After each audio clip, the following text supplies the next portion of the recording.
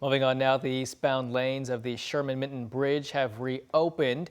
They shut down for more than 8 hours yesterday after a truck crashed into a painter's platform. The video on your screen comes from our Sky 11 drone and was taken during that closure. Now, bridge inspectors say the crash did not cause any structural damage. Now, do keep in mind westbound lanes of I-64 will remain closed through Wednesday due to a previously scheduled closure. Well, JCPS is seeing improvements in bus transportation this year. The district says the last student riding a bus was dropped off by 6:30 last night, and a majority were dropped off before 6 o'clock. Now, the cutbacks to make this year's transportation plan work means longer car lines at schools and some people waiting more than an hour yesterday. WHAS11's Alexandra Goldberg and photojournalist Elijah McKenzie spoke with people who hope those long lines get better.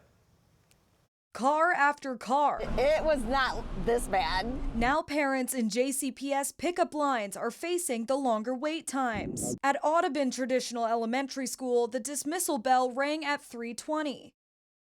And that's when Kim Brodsky arrived to pick up her grandchildren. But over half an hour later, she was still one of the many cars inching forward on Hess Lane. Hopefully it gets better. Local homeowners around Audubon Elementary say they too are affected by the traffic jams. But this road has been absolutely terrible, just absolutely terrible. Hess Lane has. Judith Basham has lived in Audubon Park for many years. More cars are on here than they ever have been. During drop-off and pickup, she can see the lines from her back porch. It's backed up all the way as far as I could see both ways. She says Hess Lane typically sees high speeds, but this week the two-lane road has been at a standstill. Bumper to bumper, they do it all morning long, just line up in here to go here. They let your children out. JCPS leaders acknowledge the backups in car pickup lines, noting Hess Lane as a problem area. They say it'll take a while to come up with a permanent solution, but in the meantime, they hope to use JCPS police to help resolve traffic issues. In Louisville, Alexandra Goldberg, WHAS 11 on your side. And of course, we will continue to track bus times and potential improvements on car rider lines. Now look for any updates in the WHAS 11 News app or on our website, WHAS11.com. Well, this morning we are remembering Serenity McKinney. She's the 3-year-old from Shelbyville who police say died in the hands of her mother and her mother's boyfriend back in 2021.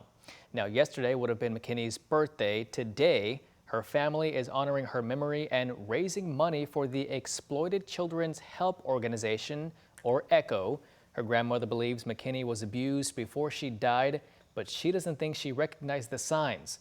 This is why the family is teaming up with ECHO. These kids are human beings and they have the rights. They do. And we need to make sure that they are safe and they're comfortable and they know the difference between love and abuse. And that's one of the reasons why we teamed up with ECHO. That's what they do.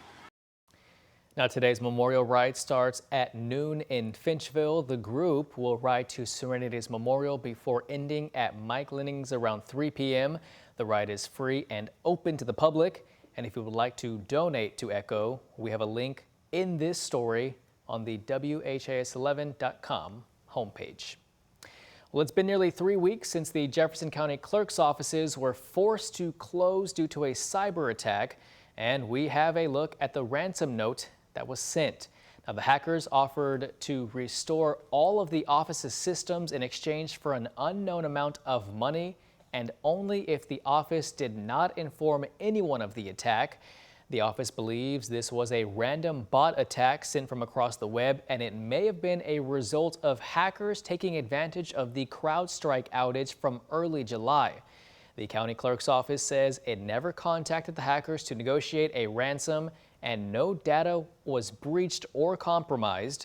The clerk's office also told us it'll be in Frankfort next week to answer lawmakers' questions about its investigation into the attack.